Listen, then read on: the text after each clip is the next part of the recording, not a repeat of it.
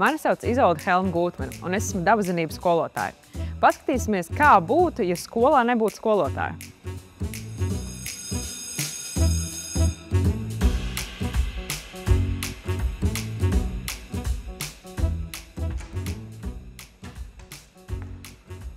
Labdien, jaunieši!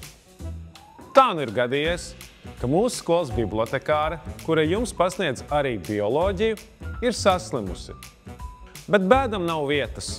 Esmu sarunājis vietējo ģimenes ārsti, kur jums atnāks un pastāstīs aktuālāko par cilvēku uzbūvi. Diemžēl viņa to varēs izdarīt tikai pēc 4:00, kad būs beigusi pieņemt pacientus. Līdz ar to jums atliek tikai gaidīt. Sarunāts? Būs labi! Klau, ķīmijas stunda jau sen sākusies. Skolotājs laikam neplāno ierasties. Tad kurš no mums vadīs stundu? Nu, mēs tiešām nē. Tad laikam būs vien jāspēlē akmeņu šķērs papīrītis, ne? Aiziet.